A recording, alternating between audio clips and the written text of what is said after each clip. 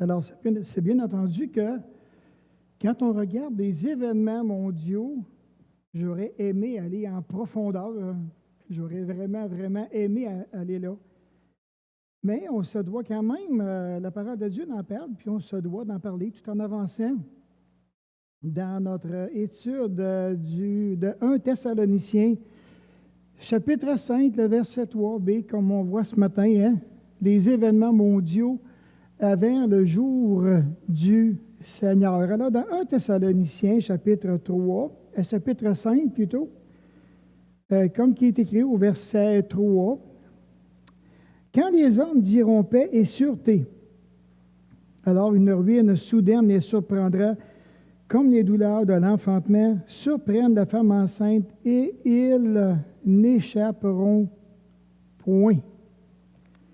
Alors ici, donc, c'est le verset 3b qui est là. Et lorsqu'on regarde dans l'Apocalypse, ici, il dit « Heureux celui qui lit et ceux qui entendent la parole de la prophétie et qui gardent les choses qui y sont écrites, car le temps est proche. » Heureux celui qui lit et qui entendent les paroles de la prophétie.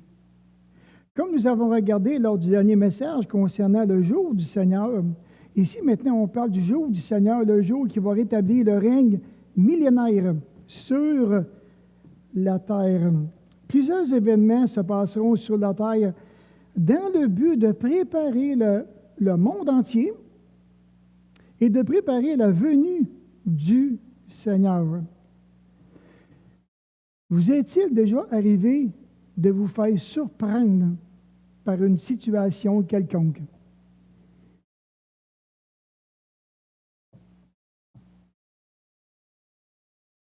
Souvent. Ça fait surprendre, par exemple, où quelqu'un a mangé votre confiance. Comment qu'on file? Et on n'aime pas ça pantoute. Ça fait surprendre par un voleur. Et ça me rappelle des souvenirs, ça m'est déjà arrivé. Ça m'est déjà arrivé. On est au mois de mai, il fait 30 degrés. Premier fin de semaine qu'on peut se promener en moto. J'avais une moto à l'époque. Je prends la peine de la sortir, de toute la chaîner bien comme il faut.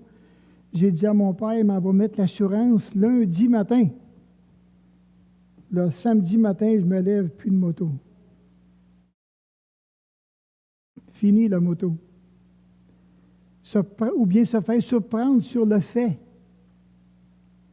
Je suis toute jeune. J'ai déjà été jeune. Mais je suis toute jeune, puis on a l'influence des autres. Hein? Je commence à fumer. 14 ans, 15 ans. Hey, mon père, il ne saura pas pantoute. Ma mère, personne ne va le savoir. Mais ce qu'on ne savait pas, c'est que quand tu fumes, on dirait que ton linge sent la boucane. Alors, on arrive, moi puis mon frère, puis on rentre dans la maison, puis on était tellement heureux, tellement contents. On avait été fumer notre cigarette. On va se coucher. Le soir, mon père arrive, puis il commence à sentir le linge. On était dans notre chambre. Il cogne.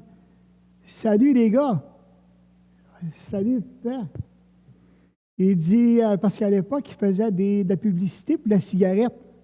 Les plus vieux vont s'en rappeler, il y avait la cigarette Martin. Martin, c'était quoi la cigarette Martin? La marque d'un homme. Et oui, la marque d'un homme. Imagine-toi, mon père, il dit Martin, les gars, la marque d'un homme. Et moi puis mon frère, on fait comment ça se fait que c'est ça? Comment ça se fait? C'est sûr, notre linge sentait à la boucane, mais on s'était fait surprendre. Et lorsqu'on se fait surprendre, on est tellement mal à l'aise, parce qu'on ne sait plus qu'est-ce qui se passe, puis qu'est-ce qui va se passer. Il y a des conséquences à toutes ces choses-là. Et ce matin, mais c'est pour ça que, comme la parole le dit, alors une ruine soudaine les surprendra. Va surprendre le monde entier. Et l'Écriture dit, ils n'auront pour châtiment une ruine éternelle, loin de la face du Seigneur et la gloire de sa force. On a chanté des cantiques ce matin qui étaient reliés à la gloire de Jésus-Christ. Ils auront pour châtiment une ruine éternelle. Donc, ce n'est pas quelque chose de passager. Ça, c'est déjà une première conséquence.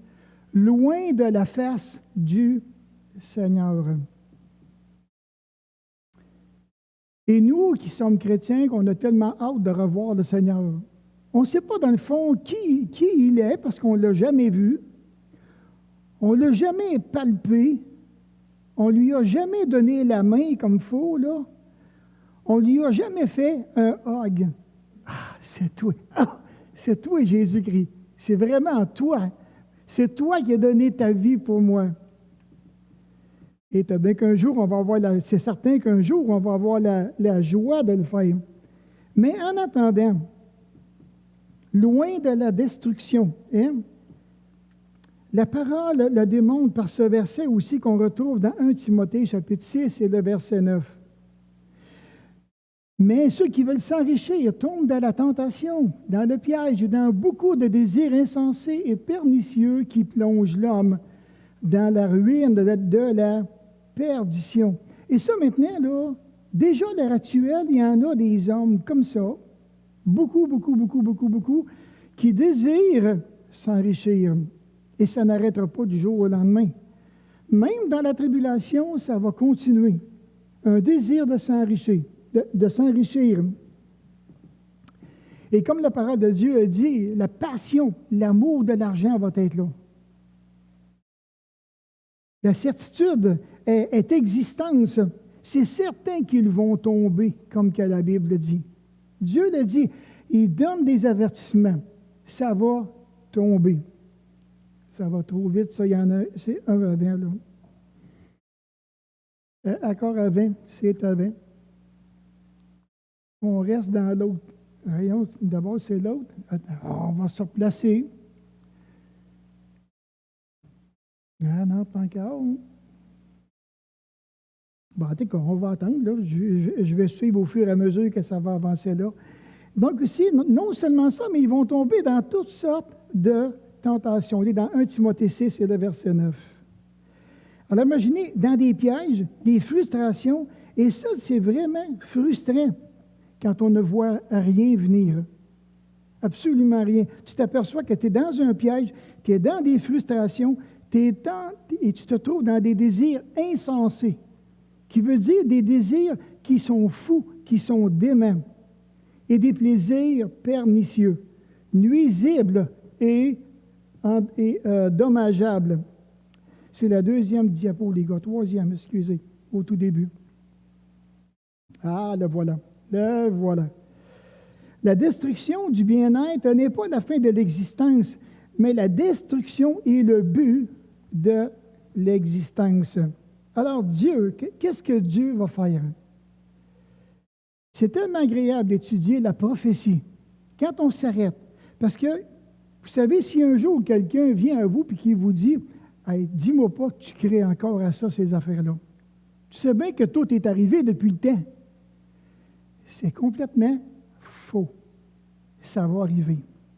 Ça va arriver sur notre peuple. Sur tous les peuples de la terre, Dieu va agir. Dieu va accomplir la ruine des incroyants en les jetant même dans bien des tourments éternels. Et comme j'ai mentionné tantôt dans 2 Thessaloniciens 1, le verset 9. Ils auront pour châtiment une ruine éternelle. Et ça, c'est Dieu lui-même qui va faire ça. Parce qu'ils ne veulent pas croire en Jésus-Christ. Ah, bien, mais ceux qui veulent s'enrichir tombent dans des tentations, des pièges, dans beaucoup de désirs insensés et pernicieux et qui plongent l'homme dans la ruine et dans la perdition. Et j'en connais personnellement qui ont voulu s'enrichir. Je connais quelqu'un même qui fait partie de ma famille, là, qui De commencer avec rien pour aujourd'hui, écoutez, il pourrait m'acheter je ne sais pas combien de fois. Mais voyez-vous, l'amour de l'argent, les désirs pernicieux, on va les jouer à la bourse. Pas de problème, j'ai de l'argent. Je peux gagner. Pas plus tard qu'il y a 2 ans, il m'a confessé qu'il avait perdu plus de 850 000. Il était choqué après. Pensez-y, là. Pensez-y. Puis c'est pas fini, ça continue encore. Il a perdu plus que 850 000. Puis je vous parle d'un chrétien. Imaginez tout cet argent-là, tant qu'à la perdre. Il aurait pu, en quelque part, donner pour des besoins de différentes églises. Quel dommage. Apocalypse, chapitre 6. Je l'ai mis sur le PowerPoint, mais ce n'est pas grave. S'il y en a qui veulent suivre dans les versets 12 à 17. Alors, voici ce qu'il dit. Voici ce que dit l'apôtre Jean dans les jugements futurs qui viendront sur les incroyants. Et je regardais quand il ouvrit le 6e sceau. Il y eut un grand tremblement de terre. Wow. Le soleil devient noir, comme un sac de crin. La lune entière devient comme du sang, et les étoiles du ciel tombèrent sur la terre, comme des figues vertes du figuier secouées par un vent violent. Le ciel se retira comme un livre qu'on roule, et toutes les montagnes et les îles furent remuées de leur place. Les rois de la terre, les grands, les chefs militaires, les riches, les puissants, tous les esclaves et tous les hommes libres se cachèrent dans les cavernes et dans les rochers des montagnes. Et il disait aux montagnes et aux rochers, tombez sur nous et cachez-nous devant la face de celui qui est assis sur le trône et devant la colère de l'agneau. Car le jour de sa colère est venu, et qui peut subsister?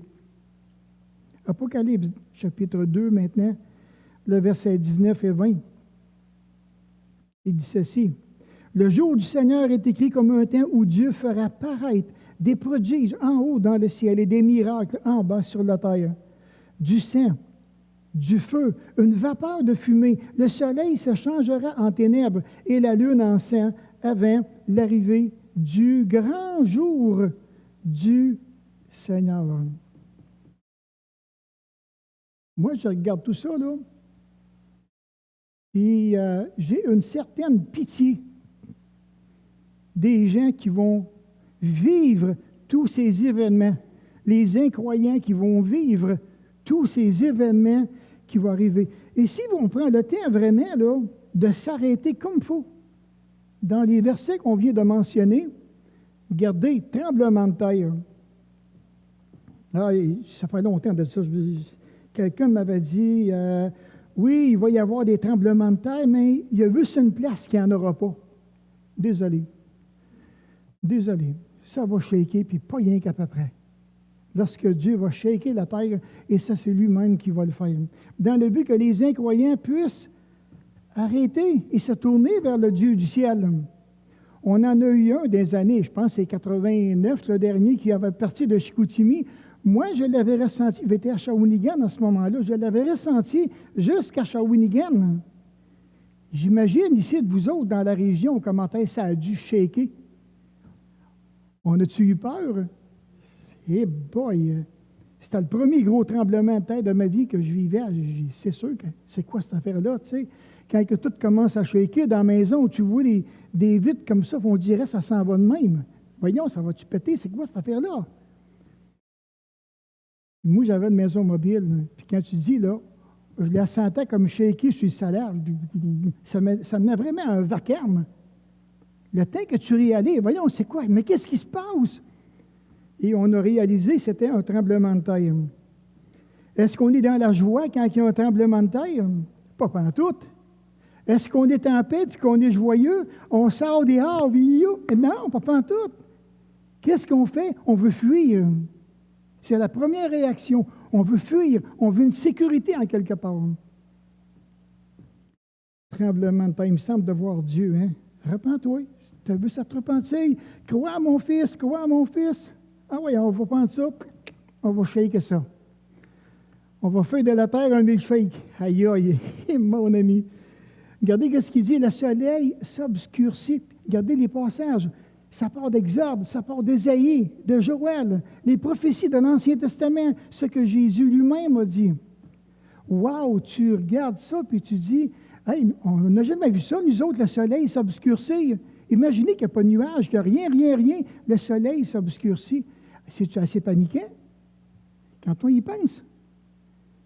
Je ne voudrais pas vivre ça, moi. Ça va sûrement changer le climat sur la terre. Le soleil va s'obscurcir.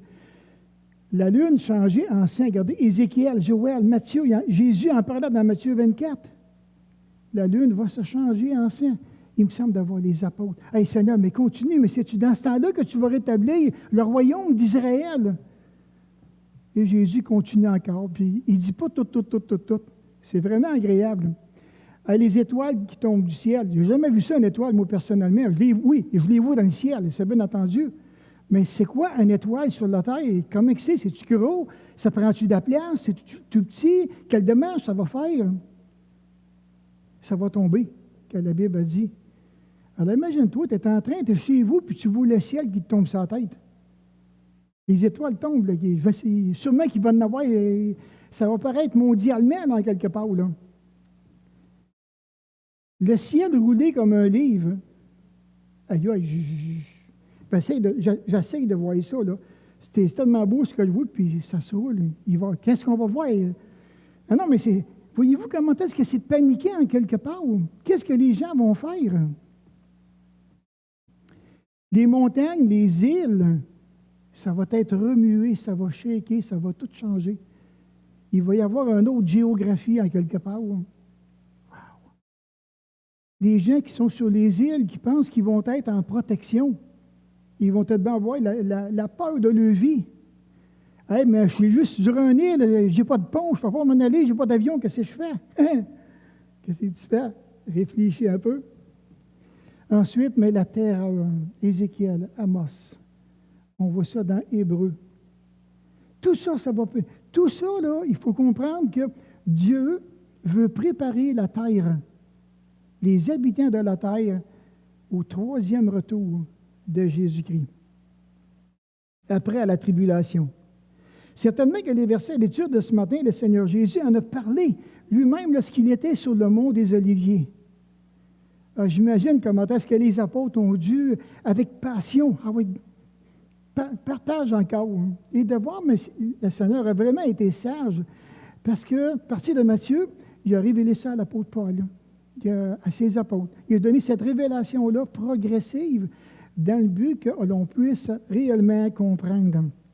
Ensuite, mais il dit dans Matthieu 24, par exemple, « Aussitôt après ces jours de détresse, le soleil s'obscurcira, la lune ne donnera plus sa lumière, les étoiles tomberont du ciel et les puissances des cieux... » Jésus rajoute ça. « Les puissances des cieux vont être ébranlées. » Moi, quand je regarde ça, là, comment ne pas croire en la divinité de Jésus-Christ? Comment pas croire à ça? Quelqu'un qui est là, parfaitement homme, parfaitement Dieu, il est en train de décrire des événements futurs qui s'en viennent. Puis c'est pas arrivé, là. Ça s'en vient. Là, les prophéties. La prophétie est littérale. Et d'y voir l'annonce des catastrophes cosmiques des temps de la fin si abondamment prévues dans les Écritures. C'est littéral. Ça va arriver. Dieu l'a dit, il va accomplir sa parole. Et le but de Dieu, dans un premier temps ici, c'est de vraiment de châtier les incroyants. Parce qu'ils n'ont pas voulu croire à Jésus-Christ. Maintenant, Dieu va envoyer une puissance d'égarement. Et là, maintenant, vers le milieu de la tribulation, quand les gens vont dire paix et sécurité, c'est là, maintenant, ça va commencer. Les jugements de Dieu vont embarquer.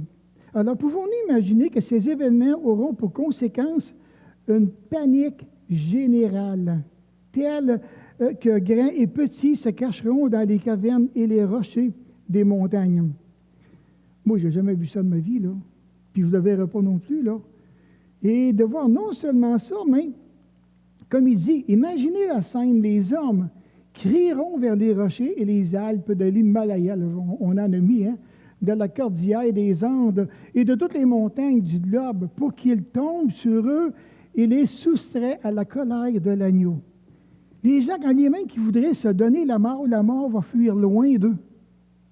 Parce que Dieu il poursuit un but. C'est vraiment parler à des rochers. Pensez-y, on parle de la roche, elle tombe sur moi puis enlève-moi la vie. Mais ce qui est vraiment intéressant, ce qui m'a attiré dans ce verset-là ici, comme il dit à la fin, pour qu'ils tombent sur eux et les soustraient de la colère de l'agneau. Alors, la probablement qui auront entendu parler, parce que dans la tribulation, il y aura beaucoup de gens qui vont venir à la connaissance de Jésus-Christ. Et eux autres, maintenant, auront comme mission de répandre l'Évangile. Ils vont parler de l'agneau de Jésus qui enlève le péché du monde. Ils vont en parler et les gens vont être connaissants concernant la colère de l'agneau. Wow! C'est cet agneau-là que tu me parles, là, qui envoie toutes les conséquences qu'on est en train de vivre à cause du péché. Ça fait réfléchir. On dit que dans leur désespoir, les habitants de la terre accompliront la prophétie d'Osée, qui est vieille de 2500 ans, et diront aux montagnes, couvrez-nous, et aux collines, tombez sur nous, car l'affaire de celui qui est assis sur le trône les terrorisera, et la colère de l'agneau les glacera d'effroi. Nous, on n'a jamais été terrorisés à ce point-là.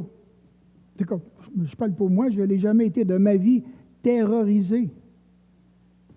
Je ne sais pas vraiment. Puis, faire face à la colère de quelqu'un qui m'a vraiment glacé d'effroi, non. J'ai personnellement jamais connu ça. Peut-être vous autres, je ne sais pas. Vous n'en avez aucune idée. Peut-être. Mais imaginez comment est-ce qu'il va y avoir, comme je vous dirais, une paralysie émotionnelle qui est là. Qu'est-ce qu'on fait? Qu'est-ce qui arrive? C'est tout Dieu qui envoie ça. Et comme je dis dans le premier message, il y aura beaucoup des faux enseignants qui vont faire pour pas que les gens croient justement que tous ces événements-là, ça vient de Dieu et que Dieu est en train de préparer le jour du Seigneur. Plusieurs vont essayer de mentir au peuple. Ben non, ça n'a aucune importance. Mais il me semble qu'il y a des jugements qui vont être là, que le bon sens devrait faire appel à leur conscience. Il me semble. On dit qu'à la fin du chapitre 6, se termine par une belle question. Car le jour de sa colère est venu, il dit, et qui peut subsister? Quand bien même la race humaine, la nature humaine, il me semble, je pensais à quelqu'un dernièrement que j'ai appris qu'il avait le cancer de l'estomac. Puis, je devais parler du Seigneur, puis il dit, attends, il dit, moi, mais que je sois devant lui, là. Il dit, je te le dis, m'en va affaire à y parler d'en face. Il dit, mais tu arrives devant lui, tu n'auras même pas un mot à dire. Tu ne serais même pas capable de dire un mot seulement. Puis, tu ne sais pas à qui tu vas t'adresser. Fais bien attention. Mais voyez-vous, hein, comme il dit, car le jour du Seigneur de la colère est venu, qui peut subsister? Qui peut résister devant toute cette colère que Dieu va déverser? On est content de parler de l'amour de Dieu. C'est vrai, mais la Bible nous parle de la colère de Dieu aussi. Ça fait partie de ses attributs. Alors, comme il est dit, alors, une ruine soudaine les surprendra. Et on dit maintenant ici que c'est une référence aux incroyants. Paul confirme aux Thessaloniciens qu'ils ne feront pas face à la ruine. Et ça, c'est vraiment rassurant, parce que vous autres, les chrétiens, vous ne ferez pas face à cette ruine-là. Ceux qui vont faire face à cette ruine-là, c'est les incroyants pendant la tribulation, pendant ces jugements-là qui vont venir sur la terre.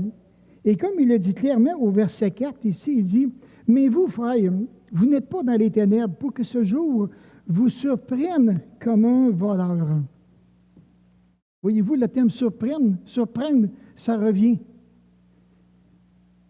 C'est merveilleux. Vous n'êtes pas dans les ténèbres. Quelle bénédiction. Je ne suis pas dans les ténèbres. Vous n'êtes pas dans les ténèbres. Nous avons accepté Jésus-Christ. C'est lui qui est la lumière de notre cœur, la lumière de notre vie. Il n'y a pas d'amen là-dessus ce matin.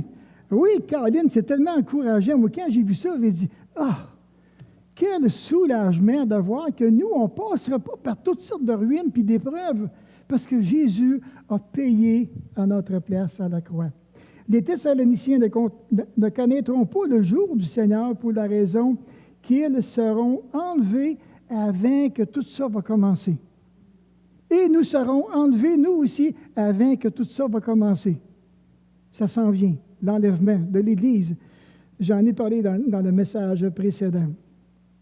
Alors, comme mentionné dans le chapitre précédent, la venue du Seigneur sera soudaine. Elle sera inattendue pour les incroyants. Ils ne feront pas attention aux nombreux signes avant-coureurs qui devaient les avertir de son arrivée imminente, tout comme les douleurs de l'enfantement surprennent la femme enceinte. Et je me suis rappelé, mon épouse, quand elle est enceinte, tout va bien du jour au lendemain, les os crèvent. Qu'est-ce qui se passe? C'est le temps, on s'en va à l'hôpital. Let's go! Le bébé s'en vient ou le bébé s'en vient, tu sais. Mais ça surprend. Il dit lui-même, mais ça surprend. Alors, c'est vraiment spécial par rapport que, puisque ça surprend, donc maintenant, ça va surprendre le monde des incroyants. Ils vont tous être surpris. Et comme il dit dans le 1 Thessaloniciens, chapitre 3, le verset C, ils n'échapperont point. Imaginez Dieu qui dit ça, là. C'est certain, ils n'échapperont point. Le résultat tragique du manque de préparation des incroyants par rapport au jour du Seigneur, ils n'échapperont point. Le manque de préparation. Ça fait réfléchir. Le manque de préparation. Puis pourtant, il va se passer toutes sortes de choses qui auraient dû préparer n'importe quel incroyant à s'arrêter et puis vouloir maintenant se repentir. Mais ça, là, ce qu'on voit dans le texte, ce n'est pas nécessairement ça qui va arriver. On dit que le jugement entraînera la ruine de tous les incroyants qui sera vivant lors de son arrivée. Les croyants devraient être assurés par le fait qu'ils seront enlevés avant la venue du Seigneur Jésus et qu'ils n'en connaîtront pas les horreurs. Et ça, c'est toute une bénédiction de Dieu. La protection de Dieu. Comment est-ce que Dieu, il nous a choisis? Il va prendre soin de nous. Il va nous retirer avant le jugement. Nous, on va être aux noces de l'agneau. On va être en train de recevoir nos récompenses devant le tribunal de Christ. Puis pendant le temps que sur la terre ici, les incroyants non préparés vont payer tout un prix. Et le fait de savoir que cet événement domine l'horizon prophétique devrait également motiver les églises, devrait me motiver et te motiver aux âmes qui sont perdues, aux âmes qui se perdent à l'heure actuelle. Et ça, maintenant, c'est notre responsabilité. Et nous sommes encouragés à évangéliser les âmes, les personnes qui sont là, parce que tantôt, je vous raconterai un témoignage de ce qui m'est arrivé cette semaine, dans la fin. Mais on est appelé à annoncer l'Évangile. Et comme que Steve l'a dit ce matin, de ne pas avoir peur d'annoncer l'Évangile. C'est toujours une lutte parce que l'ennemi ne veut pas, la chair ne veut pas que tu parles. Il ne veut pas que tu rouvres la bouche. Il ne veut pas que tu parles de Jésus-Christ. Prononce pas ce nom-là. Il est en horreur, le diable, quand il entend parler de Jésus-Christ. Il est dans sa fureur contre nous. Et nous devons le faire. Nous devons annoncer. On est béni, on est sauvé, on est garanti d'aller au ciel à cause de Jésus, à cause de tout ce qu'il a fait. Imaginez, on n'avait rien à faire. Absolument rien. Me repentir de mon péché, puis ajuster ma vie avec ce que la parole de Dieu me demande. Mais je n'avais rien à faire pour mériter le ciel. C'est Jésus qui l'a fait à ma place. On dit ici que la réalité tragique... non, juste avant, bon. Mais je ne veux pas aller trop vite. On dit que la réalité tragique, c'est que ceux qui rejettent le Seigneur Jésus-Christ subiront la colère temporelle et éternelle de Dieu. Je ne voudrais pas être sous la colère de Dieu pour l'éternité. Puis on ne sera pas, on ne sera pas sous sa colère, mais Dieu lui-même un jour. Ça fait longtemps qu'on en parle, ça fait 2000 ans qu'on parle de Dieu. Et puis, c'est vraiment intéressant parce que l'Église, c'est vraiment un beau mystère. L'Église est là, est parmi le monde. Et on est là en train d'annoncer l'Évangile. On veut inviter des gens à venir. Ah, mais la religion a été tellement, tellement forte dans le cœur de certaines personnes. Alors, les paroles suivantes de l'auteur de l'Épître aux Hébreux donnent vraiment à réfléchir parce que lui-même, il dit « Comment échapperons-nous en négligeant un si grand salut? » Comment échapperons-nous en négligeant un si grand salut? Wow, je l'avais-tu mis sur le PowerPoint? Ben oui, je l'avais mis. Parce que je ne m'étais pas mis une petite note ici, là, mais ça fait réfléchir. Parce que là, maintenant, ici, il est impossible qu'il s'adresse, on dit aux chrétiens qui risquent de ne jamais négliger leur salut. Beaucoup de chrétiens ne veulent pas négliger leur salut. Ils vont travailler au contraire à leur salut. Et deuxièmement, on l'a déjà, ce salut-là, c'est merveilleux, nous le possédons. Cependant, il est possible que le chrétien néglige leur croissance et leur vie de disciples. Et ça, maintenant, nous sommes appelés à ne jamais négliger notre croissance personnelle et spirituelle avec Jésus. On est appelé à regarder les Écritures et ajuster, que ce soit notre caractère, que ce soit notre tempérament, à la lumière de ce que nous comprenons des Écritures. Et ça a de la valeur aux yeux de Dieu. Quand on prend la parole, qu'on l'applique pour soi-même, et que là, maintenant, parce qu'en l'appliquant, on est en train de démontrer que je ne suis pas en train de négliger mon salut. Je suis en train de travailler dans mon salut, personnellement. Donc, on dit qu'il est impossible que cet avertissement s'adresse à ceux qui n'ont jamais entendu l'Évangile. Que cet avertissement, on dit, concerne les non-chrétiens et en particulier les Juifs, qui sont intellectuellement convaincus de l'Évangile, mais qui ne vont pas jusqu'à le laisser transformer leur vie. Parce qu'il parle aux Hébreux, et les Hébreux, mais c'est les Juifs. Cet avertissement concernerait les non-chrétiens, et en particulier les Juifs, qui sont intellectuellement convaincus de l'Évangile. Beaucoup de Juifs sont convaincus de l'Évangile. Beaucoup. J'avais un petit film dernièrement que j'ai regardé puis qui disait que beaucoup de chrétiens, présentement juifs, vont rencontrer des gens dans leur pays, de leur peuple, parce que vous savez que le juif ne lit pas Ésaïe 53. C'est vraiment spécial. Ils vont tous lire Ésaïe 51, 52, 54, puis ça continue. Et ils ne lisent pas Ésaïe 53, parce qu'ils ne veulent pas le lire. Puis il y a des chrétiens aujourd'hui qui qui ont accepté Jésus-Christ, ils rencontrent d'autres Juifs, puis ils leur disent, première question, as-tu déjà lu Ésaïe 53? Non, on ne lit pas ça. Est-ce que tu accepterais que je lise quelques versets avec toi? C'est vraiment spécial. Quand il dit là, qu'ils sont intellectuellement convaincus, ils ont des connaissances vraiment spéciales. Et on voit des Juifs en train de lire Ésaïe 53. Comment ça fait qu'on ne nous l'a pas dit? Et ça se convertit. On dit à coup de 500 000 par année. Alors, c'est vraiment, vraiment encourageant. Et de voir maintenant, comme il dit, à la fin mais qui ne vont pas jusqu'à se laisser transformer leur vie personnelle. On ne veut pas changer. On est correct de même. On est cool. Pourquoi changer? Puis nous, maintenant, en tant que chrétiens, il dit, oui, mais toi, tu devrais changer. Tu devrais travailler à ton salut. Tu as reçu le Saint-Esprit. Maintenant, marche dans les traces de Jésus-Christ. C'est pour ça que Jésus a dit à ses disciples, toi, viens et suis-moi.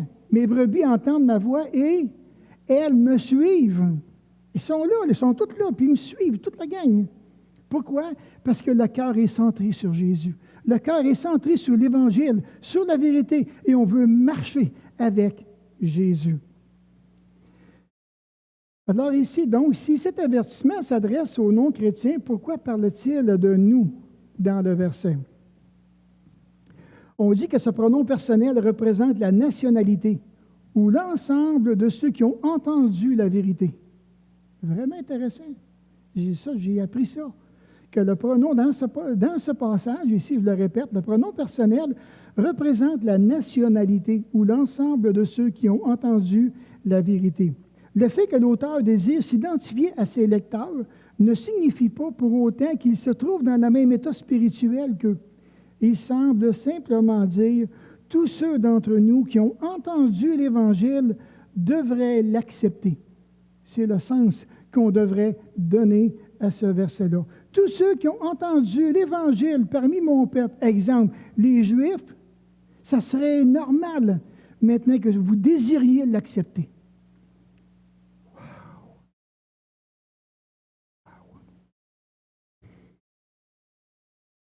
Vous savez, plusieurs ont dit « Oui, je crois que Christ est le Seigneur ». Même affirmer « Je crois avoir besoin de lui ». Tu sais, là, je t'écoute parler, là. Je pense vraiment là, que je pense que j'en aurais vraiment besoin. Mais je ne suis pas prêt à m'engager. Il y a un prix à payer. Et je ne suis pas prêt à m'engager. Peut-être que c'est le cas de votre mari, le cas de votre femme, peut-être le cas de vos enfants qui ont entendu l'Évangile. S'il y a des gens qu'on veut emmener au ciel, c'est bien nos enfants. On voudrait puis nos petits-enfants en plus. Je suis rendu là, c'est qu'il veut des petits-enfants, bonté, je veux les avoir avec moi pour l'éternité. Ils m'ont confessé tous les trois qui s'étaient retournés vers Jésus. Et de voir maintenant, ils comprennent qu'ils ont un besoin, mais ne veulent pas s'engager et accepter Christ. Pas mes petits-enfants, là, mais les gens. Ils ont tout en main. Ils comprennent très bien le salut parce que Dieu a été tellement sage. Il a mis le salut de façon intellectuelle pour que tout le monde le comprenne. Après ça, maintenant, c'est la marche. La marche est spirituelle. Mais ils sont non disposés à faire le pas. J'ai déjà rencontré quelqu'un qui m'a juste dit, Michel, mon cœur n'est pas ouvert à Dieu. Es-tu conscient de ce que tu me dis? Es-tu conscient? Pourquoi tu mets tout ça sur le dos de Dieu? C'est peut-être même pas lui. Il dit, mon cœur n'est pas ouvert à Dieu, Michel. Il dit, arrête de m'en parler. OK? Je vais te respecter. J'ai arrêté frette. Tout. Il n'y avait plus rien à dire. Il n'y a rien à dire dans un cas de même. C'est triste. C'est triste, c'est très triste. Le cœur n'est pas ouvert. On dit que cet avertissement s'adresse à ceux qui ont entendu l'Évangile. Ils connaissent tous les faits concernant le Seigneur Jésus. Ils savent qu'il est mort pour eux. Ils désirent être pardonnés de leurs péchés. Alors, qui peut leur donner aussi une vie éternelle? Mais ils refusent de le confesser comme Seigneur et Maître. Et j'ai entendu ça il y a à peu près 3 ans, quelqu'un qui dit qu'il avait fait on va dire une profession de foi, puis quand il a vu qu'il y avait des, je dirais, pas des sacrifices, des renoncements, ça serait le mot plus exact. Quand il a vu qu'il y avait des renoncements à faire dans sa vie, écoutez, je viens de lui annoncer l'Évangile, là, ça fait à peine une demi-heure, mais il dit, ah oui, ça, je ne l'aurais jamais accepté, Jésus-Christ. Ah oui, ça. Alors, es-tu sauvé? Je ne sais pas. J'aurais tendance à dire non, là, mais ça ne m'appartient pas. Alors ici, maintenant, je vais vous raconter l'histoire d'une femme qui va voir son pasteur et qui, après avoir confié qu'elle était une prostituée, a dit « J'ai besoin d'aide. Je suis désespérée. » Après avoir écouté, le pasteur lui demanda « Désirez-vous maintenant confesser Jésus-Christ comme Seigneur? » A répondu dans l'affirmative. On dit qu'elle était au bout de ses ressources. Elle a invité le Seigneur Jésus dans sa vie personnelle. Alors le pasteur dit, il dit, voici maintenant ce que vous devez faire. Il dit, avez-vous sur vous votre carnet d'adresse de vos anciens clients? C'est pas bête. Là, il fait une cure d'âme partir d'ici. Écoutez bien ça. Elle dit, oui, elle dit, je l'ai sur moi. Le pasteur lui dit, pouvons-nous, prenons une allumette et brûlons le tout maintenant. Très surprise.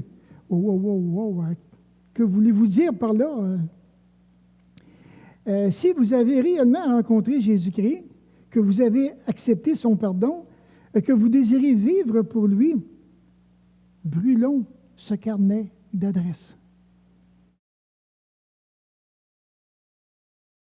Elle s'est objectée fortement. Mais il vaut beaucoup d'argent. Il vaut une grande somme d'argent pour moi. Elle remit le carnet dans son sac à main, n'étant pas prête à louer le Seigneur, et regardant le pasteur dans les yeux, « Je ne peux pas brûler ce carnet. Je suppose donc que je ne veux pas vraiment de Jésus, n'est-ce pas? » Le questionnement. Elle s'est levée et partie. Quand elle a considéré le prix à payer, elle n'était pas prête. Elle connaissait tous les faits de l'Évangile. Elle a dit même qu'elle y croyait. Elle a dit même qu'elle a fait des pas. Pas prête. Maintenant, ce message ne s'applique pas seulement aux non-juifs. Il s'adresse aussi à tous ceux qui sont au seuil d'une précieuse décision. Et cette décision doit se faire en faveur du Seigneur Jésus, mais qui, en raison de leur propre volonté, du péché, de la peur, de la persécution, venant des amis, des membres de la famille ou de toute autre raison, refusent Christ et s'abstiennent à n'en faire aucun cas. J'ai été mis dans des étaux comme ça quand j'ai accepté Jésus-Christ. Quand j'ai accepté le Seigneur, il y a déjà plus de 40 ans, ça va faire, je pense que c'est 44 ans cette année environ, que j'ai donné ma vie au Seigneur Jésus. Ma propre famille, du côté de ma mère, se sont tous levés contre moi. Ma grand-mère qui m'avait écrit une lettre, « Tu vas aller en enfer, Michel », puis j'avais reconnu son écriture, bien entendu. J'avais des oncles qui étaient aux États-Unis, qui venaient nous visiter une fois par année. Elle a tout convaincu mes oncles, mes tantes que j'aimais tellement à l'époque. Puis personne ne m'a parlé. Ça a été fini. Ils ont mis beaucoup de pression sur moi pour que je puisse revenir à la religion catholique. Puis je dis, jamais de ma vie m'en va venir là. Je ne peux pas. J'ai reçu Jésus dans ma vie. Il m'a sauvé grandement. Comprends-tu ça? Il m'a donné la vie éternelle. Ensuite, les membres de ma famille. Ma mère s'est virée contre moi, puis pendant plus de 20 ans, on ne s'est pas parlé. Parce que j'avais reçu Jésus-Christ. Parce que j'avais porté une influence sur mon frère qui a accepté Jésus-Christ. Sur mes 2 sœurs plus tard qui ont reçu le Seigneur, eux autres aussi. Mais moi, j'étais vu comme une bête noire dans la famille. J'étais le premier, d'ailleurs, qui a accepté le Seigneur. J'ai perdu des amis. Alors oui, j'ai perdu des amis. C'est pas grave, j'en ai trouvé. J'ai trouvé des amis fidèles, des frères fidèles, des hommes sincères, des hommes qui ont la même passion, le même amour que moi pour le Seigneur Jésus-Christ. Et ça, c'est vraiment, vraiment agréable. Mais aujourd'hui, je pense à toutes ces personnes-là, même de ma famille, et puis même ma grand-mère et puis mon grand-père qui m'ont pratiquement mis dehors. 5 de leurs enfants ont accepté Jésus-Christ. Alors, écoutez, ça vaut la peine d'annoncer l'Évangile. Ça vaut la peine. En conclusion, vous trouvez je vous dirais, une petite ligne de pensée, mais j'ai trouvé ça dur, mais il faut que je vous la montre pareil pour conclure. Il dit, tout homme qui néglige de prendre une décision en faveur de Christ est un insensé. Le pire des insensés, il se rend victime d'une tragédie éternelle. J'ai trouvé ça dur. Je ne sais pas vous autres si vous trouvez ça dur. Je trouve ça, tiens toi, on dirait un bon coup de poing. Puis là, j'ai dit, mais coudonc, ceux qui négligent de prendre une décision en faveur de Jésus-Christ. Ça, c'est le verdict de la parole de Dieu. Là. La parole n'en parle combien de fois au niveau des insensés, dans les incrédules, les insensés, on dirait qu'ils sont tous dans cette cause-là. Ceux qui ne veulent pas prendre de décision en faveur de Jésus-Christ. Là, il dit, c'est le pire des insensés. Puis il se rend victime d'une tragédie éternelle.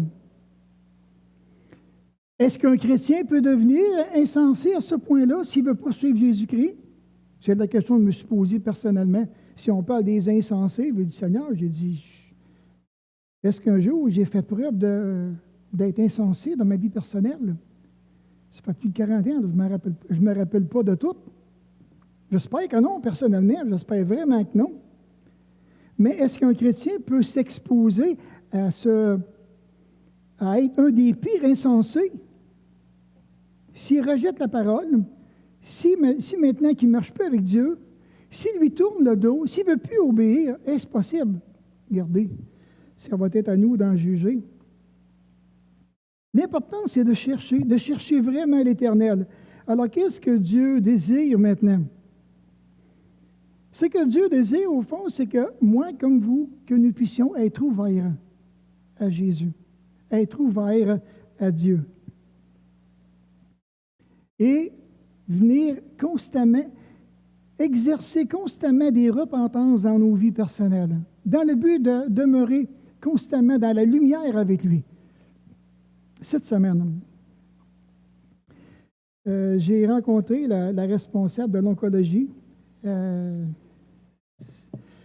dois commencer des traitements de chimio cette semaine, jeudi. Puis, je ne l'avais jamais vue, une jeune femme enceinte. On était là, moi puis mon épouse, et puis elle dit, « J'imagine que vous êtes retraité. » Elle dit, « Non. » Je dis, « Je travaille encore. » Elle dit, « Qu'est-ce que vous faites dans la vie? » C'est tout le temps la question qui vient, puis je prends plaisir à leur dire qu'est-ce que je fais, puis qui je suis. Que je suis pasteur d'une église évangélique. Vous êtes pasteur? Quelle différence qu'il y a avec nous puis vous? Écoutez, alors moi puis mon épouse, on s'est mis à parler de Jésus, de la joie qui nous habitait, que ce soit même à travers l'épreuve, à travers des différentes circonstances de la vie. Elle était enceinte, tout ça, puis j'ai dit, regarde, j'ai dit, penses-tu que c'est pas beau? J'ai dit, c'est que Dieu fait. Il permet, juste par un petit spermatozoïde, il y a un enfant qui se développe. Elle nous a montré la photo de sa première fille qui était belle comme un cœur. Elle était vraiment belle, hein? Des beaux yeux bleus. Puis ça, je lui ai dit, c'est l'œuvre du Créateur, ça, qui fait ça. Et là, on est venu à parler, j'ai parlé du péché avec elle. Je lui ai dit, tu sais, dans le fond, le péché, là, c'est personnel. Puis la Bible, elle nous dit, quand tu sais qu'une chose est bien et que tu fais mal, tu as commis un péché. Tu pourrais me le partager, et puis entre nous, on va dire, arrête-toi pas ça, tu sais. Quand il est même, tu lui as raconté une menterie, c'est pas grave, voyons donc, passe par-dessus ça. Mais j'ai dit, aux yeux de Dieu, ça passe pas. Parce que tu savais ce qui était bien et tu ne l'as pas fait. Dieu, il déclare que tu as commis un péché, tu l'as offensé, lui. On en a parlé peut-être, je vous dirais, honnêtement, là, 7-8 minutes. Elle dit, c'est tellement intéressant ce que vous dites. C'est tellement intéressant. Elle avait le cœur grand même. Elle ne m'a même pas interrompu. Mon épouse a parlé, elle aussi. On lui a présenté l'Évangile. Et j'aurai la joie de la revoir parce qu'à toutes les semaines, je vais passer devant son bureau pour, pas toutes les semaines, toutes les 3 semaines, je vais passer pour recevoir les doses de chimio. Puis je veux vraiment, à un moment donné, à la fin, lui dire, mais regarde, si tu veux en savoir plus long, tu as toutes mes coordonnées. Appelle-moi, puis quand je serai rétabli, mais j'irai te voir si tu le désires, si vraiment tu le désires. Puis il dit, t'aimerais-tu ça être une femme pardonnée? Moi, je t'avoue que je suis un homme pardonné. J'ai maintenant à maintenir ma relation avec Dieu. Mais j'ai dit, puis en plus, j'ai la vie éternelle. Je sais où ce que je m'en vais. J'ai dit, quand je serai en fin de vie. Mais toi, le sais-tu? Elle n'a pas, c'est sûr, elle n'a pas répondu. Mais elle dit, c'est tellement intéressant. Ça m'intéresse beaucoup. Et je voyais, elle était à tout cœur, toute oreille, pour entendre le message de l'Évangile. Alors, est-ce que ça vaut la peine de parler? Oui, ça vaut la peine de parler. Parce que derrière cette personne-là, il y a une famille qui est là, il y a peut-être encore beaucoup de gens derrière elle qui pourraient venir à la connaissance de Jésus-Christ. Elle ne reste pas loin d'ici en plus. Alors, on a été bénis, nous, on a entendu l'Évangile, on l'a reçu, nous l'avons cru. On aime maintenant le Seigneur Jésus et on lui démontre encore de plus notre amour quand on demeure dans sa parole, comme il nous dit, parce que sa parole demeure en nous. Et si sa parole demeure en nous, le Christ demeure en nous aussi. Et ça, c'est encourageant, vraiment encourageant. On va terminer ici par un mot de prière, s'il vous plaît. Oh, notre bon Père Céleste, j'aimerais vraiment te prier pour cette jeune femme que j'ai rencontrée cette semaine, que tu m'as donné l'opportunité de présenter l'Évangile. Puisses-tu être avec elle et puis ramener la discussion que nous avons eue à son propre cœur pour qu'elle puisse prendre une décision ou que tu puisses la pousser à revenir vers moi pour que je lui parle encore de l'Évangile.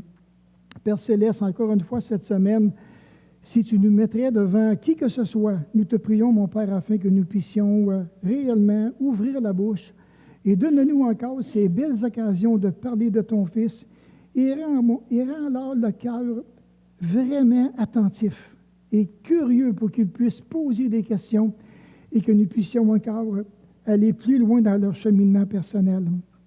Encore une fois, mon Père, merci pour tous les événements mondiaux qui vont venir sur cette terre. Merci parce que tu vas tous nous les épargner. Puis nous te prions, mon Père, afin que dans cette période, qu'il puisse y avoir, malgré tout, le fait qu'il y aura les 144 000 Juifs qui vont annoncer l'Évangile. Il y aura les 2 témoins aussi qui vont troubler le monde entier. Mais qu'est-ce qu'il y en est, mon Père, qui se tourne vers toi et qu'ils puissent te reconnaître, t'accepter dans leur vie personnelle. En attendant, mon Père, notre peuple périt. Notre peuple a besoin d'entendre l'Évangile. Ici, au Saguenay, au Lac-Saint-Jean. Et nous te prions, mon Père, afin que tu puisses réveiller chacun de nous, que tu puisses nous sensibiliser. Et comme notre frère a dit si bien ce matin, c'est toi qui crées en nous le désir de le faire. Alors, Seigneur, on s'attend à toi. Puis merci à l'avance de tout ce que tu vas faire pour chacun de nous et pour ce monde qui va à la perdition. On te bénit dans le précieux nom de Jésus. Amen.